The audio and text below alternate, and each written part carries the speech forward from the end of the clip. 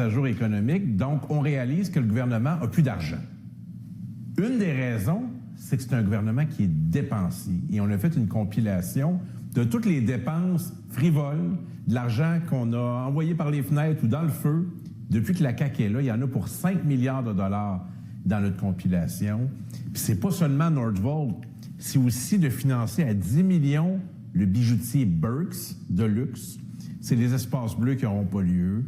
C'est l'augmentation des salaires du personnel des cabinets de la CAQ. Il y en a une tralée, 5 milliards de dollars de dépenses qu'on n'avait pas besoin pour le Québec. Et c'est ça qu'on veut démontrer sur un site Internet, une grande compilation de où va notre argent. On est très attaché à ça. On est le parti qui a fait le déficit zéro autrefois. C'était pas simple. Mais l'équilibre budgétaire, c'est important. L'argent durement gagné des Québécois et Québécoises doit être bien utilisé. Là, ce qu'on découvre aujourd'hui avec notre compilation, c'est qu'il y a 5 milliards de dollars de dépenses que, si on les présente aux Québécois, je pense qu'ils ne sont pas de bonne humeur. On en a dit des exemples. On parle d'une carte de crédit. J'ai l'impression que ça, c'est la Master-CAQ. Puis pourquoi c'est un symbole fort? Pour deux raisons. D'abord, parce qu'on a tellement dépensé à la CAQ. On est arrivé avec 11 milliards de déficit. Et puis là, on a la mise à jour économique qui nous manque de l'argent. Mais aussi parce qu'on a découvert qu'on ne contrôle pas les cartes de crédit au gouvernement du Québec. Qu'on laisse l'utilisation plutôt libre. Bien, quand on gère l'État, il faut avoir le respect de l'argent durement gagné des Québécois. Puis nous, on est le premier parti à faire une compilation puis à démontrer que, avant de demander un effort supplémentaire aux citoyens, donner l'exemple du gouvernement du Québec. Et les 5 milliards de dépenses qu'on n'avait pas besoin qui se trouvent là, c'est une belle marge de manœuvre pour financer la santé, l'éducation, les missions essentielles pour les gens au quotidien. Vous pouvez faire la liste, est-ce que vous en avez une? Oui, bien j'ai... Des chiffres un peu par rapport à ça? Bien, évidemment, les baisses d'impôts électoralistes, ça a donné l'opportunité à la CAQ de se faire réélire. Donc, on a un peu acheté l'élection. Il y en a pour 1,7 milliard de dollars. 710 millions avec Nordvolt, 475 millions avec Télésat. Les cours de construction où les gens s'inscrivaient et on pensait qu'ils allaient travailler sur les chantiers, non, plutôt pour rénover leur sous-sol ou leur chalet. Il y en a pour 300 millions. 124 millions pour les espaces bleus, il n'y en aura pas finalement. Puis on peut continuer. Starlink, 89 millions. Enerkem, 84 millions. Des prêts à des entreprises insolvables, 70 millions. Des entreprises secrètes, on ne sait pas qui, 68 millions. M. Fitzgibbon part avec les secrets. Flying Whale, des dirigeables, des baleines dirigeables, 55 millions. SACLIC, le programme d'Éric Kerr, de CAQ, 41 millions, etc. Puis il y a les Kings de Los Angeles qui sont plus connus et combien d'autres. 5 milliards de dollars la facture. Qui va payer? Les citoyens. Alors, quand le gouvernement dit « on n'a plus d'argent, on vous demande un effort supplémentaire », bien, le symbole en tête, c'est la Master-CAQ. Il n'y en a pas de problème, il n'y en a pas de limite. Oui, il y en a une limite. Une limite, je dirais, à la patience des Québécois quant à la gestion de leurs finances publiques. On va prendre un gouvernement qui sait compter de comptables. C'est ça qu'on a présentement. Manifestement, c'est des comptables très dépensiers. Qu'est-ce que vous auriez fait, lorsqu'on a eu le 11 milliards, qu'est-ce que vous auriez fait de votre côté, du côté du PQ, si vous étiez au pouvoir, pour rectifier le tir, si on veut? On ne serait pas arrivé à un déficit de 11 milliards. Quand le gouvernement est arrivé, il y avait un surplus qui était laissé par les libéraux de plusieurs milliards de dollars. Ils ont beaucoup dépensé, ils sont passés d'une somme positive à une somme très négative à 11 milliards. On n'aurait pas essayé de prendre toute la marge de manœuvre pour se faire élire. On aurait vraiment utilisé l'argent là où c'est vraiment essentiel. On aurait fait preuve de transparence. Puis parlant de transparence, il y a encore bien des gens qui se demandent, juste le mandat avant celui dans lequel on est, plein de contrats accordés sans appel d'offres, ça aussi, ça fait partie de l'argent qu'on a dépensé pour n'en sait pas trop. Donc, la facture est importante. Il n'y a pas de problème avec la dépense à la CAQ, mais là, on nous en demande beaucoup. Moi, je pense que c'est l'enjeu le plus problématique pour la CAQ. On peut leur reprocher bien des choses, mais pour moi, la gestion des fonds publics et les choix budgétaires qu'ils font, c'est là-dessus qu'ils devraient être jugés. Vous avez inclus Nordvolt dans la liste, ouais. Donc c'est perdu selon vous, le 710 millions? C'est dans la colonne des pertes. D'ailleurs, le premier ministre n'en parle plus. On lui pose la question, ici à l'Assemblée nationale, est-ce que vous croyez encore à notre vote? Il ne veut pas répondre.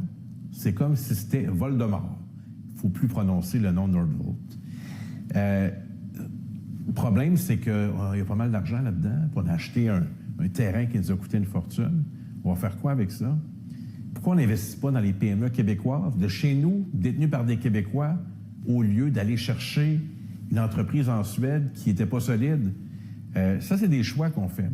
Puis si le nationalisme, le vrai, le nationalisme économique, c'est d'abord d'encourager les nôtres sur notre territoire. Il semble que c'est la base. Mais nous, on croit à ça au Parti québécois. Maintenant, qu'est-ce que vous feriez si vous arriviez au pouvoir demain? C'est quoi la chose la plus importante pour essayer de redresser le bateau? Reprendre le contrôle sur les finances publiques, faire des choix qui sont judicieux et qui touchent le plus près possible les citoyens. Le support à la population par la santé, par le réseau d'éducation, par le filet social. C'est vraiment ce qui est prioritaire, pas ce qui est tape à l'œil. Des espaces bleus, puis tout ce qui est bleu, puis qui fait l'objet d'annonces, puis de coupures de ruban, c'est pas ça là, qu'on a besoin. Le gouvernement du Québec n'a pas tout l'argent qu'il devrait avoir. On en envoie beaucoup à Ottawa. Mais pour l'argent qu'il a, l'essentiel. Comme un bon père ou une bonne mère de famille, on gère selon les priorités, puis on gère serré, puis on donne leur juste. Est-ce que vous craignez un retour à l'austérité? Est-ce que vous pensez que demain, on va annoncer, ou aujourd'hui en principe? Là, Il y a l'austérité, mais il y a la décote aussi. C'est-à-dire, c'est tellement mal géré qu'une décote, ça voudrait dire une augmentation importante des taux d'intérêt, et là, ça nous coûterait très cher. Alors, je pense que ce que le gouvernement va annoncer, c'est beaucoup pour répondre aux dépenses qu'ils ont fait. Ils se font dire par les firmes de cotation de New York, là, vous avez trop dépensé, si vous voulez garder la confiance des marchés, vous allez couper. Uniquement dans le C3S du Bas-Saint-Laurent, il faut couper 34 millions dans les prochaines semaines. Gaspésie, 40 millions. Puis dans tous les réseaux, il y a des compressions à faire. Dans les cégeps, partout ailleurs, on va en apprendre beaucoup dans les prochaines semaines. Donc, ils ont tellement dépensé, mais ils se disent, on a été réélus, ça a marché. Là, ça ne marche plus. On ne peut pas avoir un gouvernement qui dépense sans compter, sans qu'il y ait des conséquences. Puis les conséquences, puis l'argent qui a été brûlé, bien, on le rend disponible sur un site Internet qui va être constamment indexé parce qu'il continue. Alors nous, on va suivre ça avec intérêt. Le Parti de la rigueur budgétaire, ça va être le Parti québécois qui va démontrer à la population, voici les choix qui ont été faits, qui nous coûtent cher, collectivement. C'est pas l'argent de la CAQ, c'est l'argent de l'ensemble des Québécois. C'est qu'est-ce qui vous inquiète le plus dans ce qui risque d'être... On voit les coupures en santé, vous avez parlé des infrastructures. Qu'est-ce qui risque le plus d'affecter les Québécois, vous pensez? Les compressions en santé et en éducation, plus la possibilité d'une décote. Donc, moins de services, plus d'intérêt. On peut avoir les deux en même temps. C'est possible. C'est le pire des scénarios possibles. Donc, une saine gestion des fonds publics. Je veux dire, créer une structure, ça rapporte pas tant que ça. Santé Québec, j'ai regardé les salaires qu'on a donnés, notamment à la PDG, c'est une fortune. Puis d'ailleurs, je pense qu'on n'a même pas comptabilisé l'ensemble des augmentations de salaire qui ont été octroyées à des cadres ou à des nominations partisanes, par exemple, parce qu'il y a encore des nominations partisanes. Il y a des gens qui reçoivent des augmentations de salaire. Le directeur de cabinet du premier ministre, je pense, a obtenu en une seule année, à un moment donné, 70 000 supplémentaires de salaire. Il n'y a pas beaucoup de monde qui ont ça. En tout cas, pas au Parti québécois, parce que, et je veux le dire, l'augmentation du salaire des députés proposée par la CAQ, ils l'ont fait adopter. Mais nous, on ne touchera pas un sou, parce qu'on a voté contre la loi et on ne veut pas prendre de l'argent supplémentaire. On ne s'est pas engagé en politique pour l'argent. On n'avait pas prévu avoir cet argent-là. Donc, on pose le geste responsable et courageux de dire, écoutez, on va investir ça dans le communautaire, dans des œuvres. C'est ce qu'on va faire avec. Il y a vraiment une différence entre les formations politiques. La CAQ, tout le monde va encaisser le chèque supplémentaire.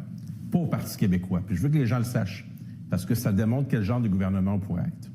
Justement, il reste 2 ans maintenant.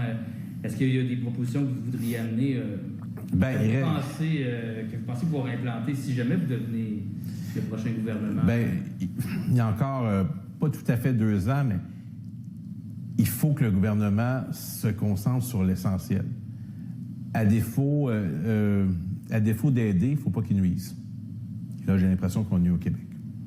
Avec les coupes en santé, est-ce que ça serait tranquille d'entendre un Bien, c'est commencé. Je veux dire, À l'échelle du Bas-Saint-Laurent, une toute petite région de 200 000 de population, 34 millions en quelques semaines qu'il faut trouver. On a mis la main sur le mémo. C'est de l'argent. Ça veut dire quoi concrètement sur les services à domicile, par exemple, pour les gens qui en ont besoin? Ça veut dire quoi en Gaspésie, une région qui est déjà éloignée des grands centres hospitaliers? Ça veut dire quoi à Montréal? On va couper des postes nécessaires au quotidien. Il y a beaucoup de conséquences à cette mauvaise gestion. Mais déjà 11 milliards de déficit, là, vous savez, le gouvernement dit tout le temps que c'est tout ce qui fait est historique. Le déficit aussi est historique. 11 milliards, je leur concède, c'est vraiment les champions.